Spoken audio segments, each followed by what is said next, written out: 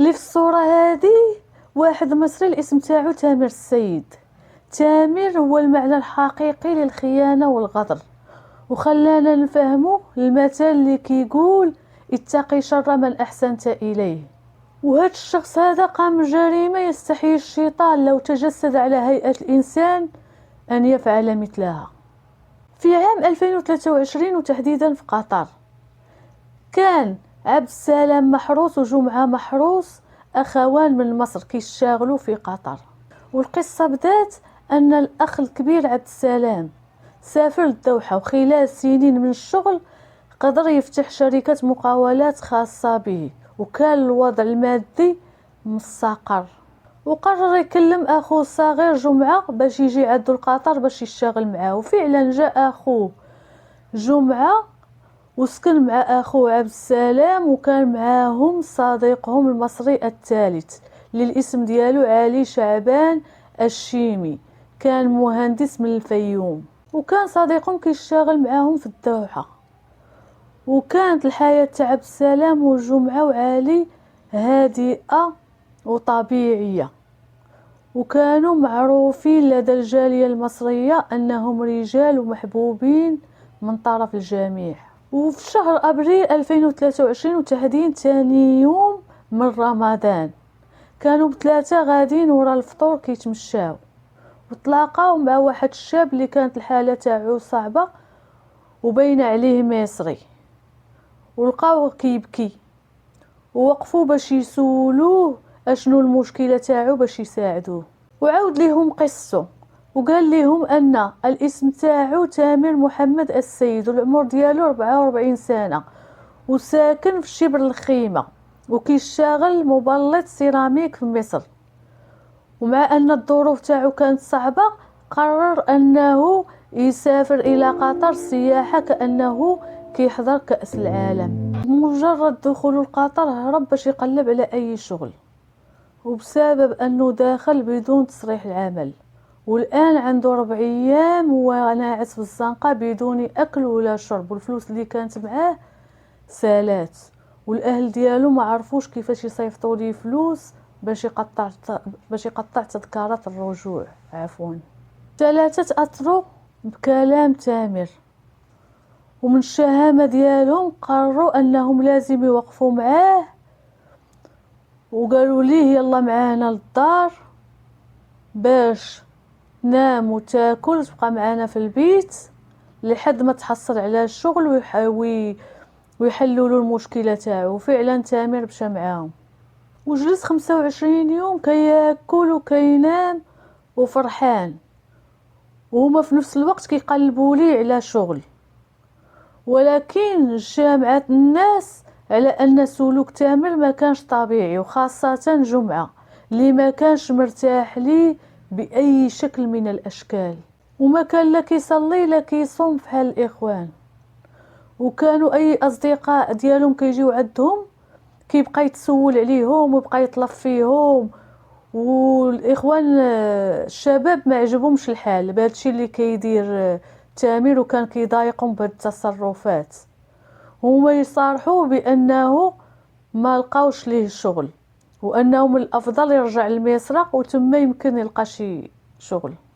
وهنا بدا كيتحجج تامر بان ما عندوش فلوس باش يقطع تذكارات الرجوع، ولكن هما طمنوه بانهم غيجمعوا ليه فلوس. وفعلا جمعوا ليه فلوس، وراح جمعة باش يحجز ليه تذكارات طيران يوم 27 من رمضان، وعطاو فلوس باش يشري الهدايا للاولاد ديالو. لكن للاسف تفكير تامر كان بعيد جدا، لانه من بعد 4 ايام اللي نام معاهم فيها كان كيخطط للجريمه تاعو وكيفاش يسرق اموالهم ويهرب، وكان طوال الوقت حاضيهم وعارف عليهم كل شيء. وكان عارف بان عبد السلام كيحط المبالغ في خزنة داخل البيت بمبالغ كبيرة. وهذاك الوقت جا جمعة وقال لي بانه حجز لي تذكرة طيران يوم الثلاثاء فجرا. فهذيك الساعة تامر قرر بانه ما بقاش ليه بزاف غير ايام قليلة باش ينفذ الجريمة ديالو. تامر قرر أنه يخدرهم وقت الفطور ويسرق منهم كل شيء ويرجع لمصر في هذاك الوقت ديال السفر بكم ساعة. وهذاك الوقت كانوا موجودين الأخوين جمعة وعبد السلام، وحط ليهم المنوم في العصير في الفطور، ومن بعد دقائق قليلة نعسو وبدا كيسرق في البيت. ولكن لسوء حظ تامر أن هذاك المنوم ما كانش مفعوله قوي كفاية، وفاقوا الشباب على صوت سرقة تامر. ولكن كانت هنا الفاجعة، لأنهم كانوا دايخين بالمنوم وما قدروش بأنهم يوقفوه. كان هو حامل واحد الأداة في الإيد تاعو وبقى كيضرب فيهم أكثر من مرة تطيحهم الأرض. ومن بعد سرق كل شيء من البيت، الفلوس والملابس وحتى الشيكات.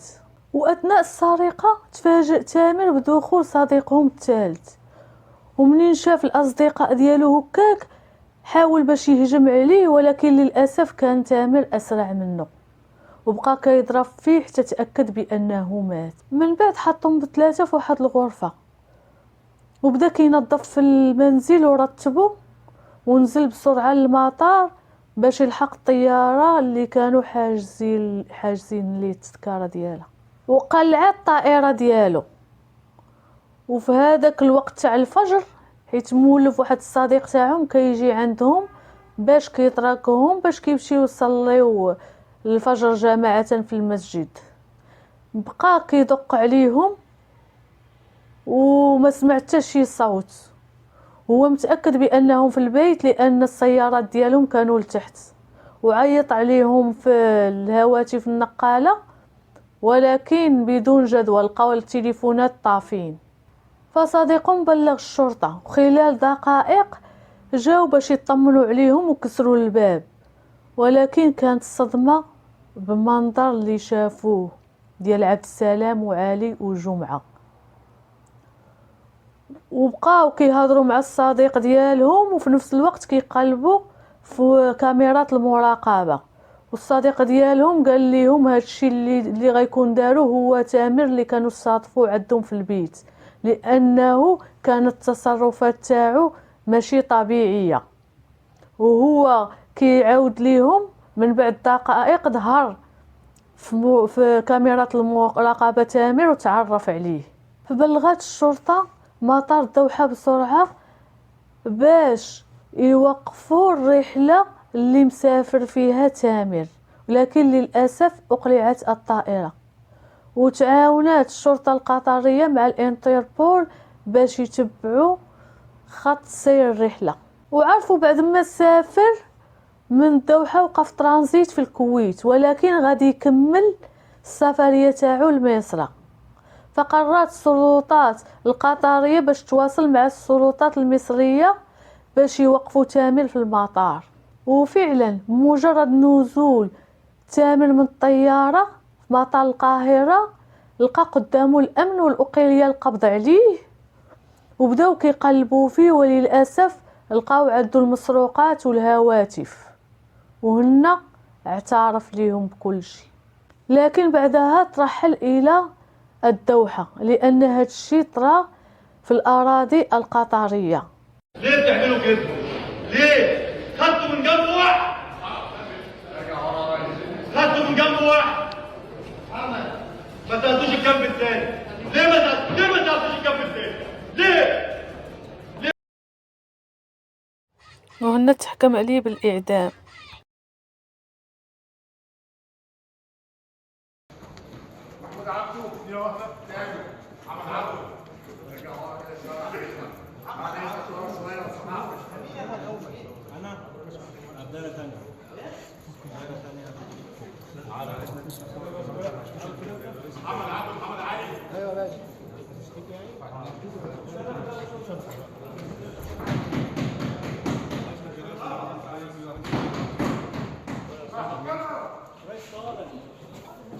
والأهم في هذه القصة أنك تثق في شي واحد غريب ما كتعرفوش ولا كتعرفو تثق فيه ثقة عمياء، لاننا كنقولوا هذيك المقوله ديال اتقي شر من احسنت اليه.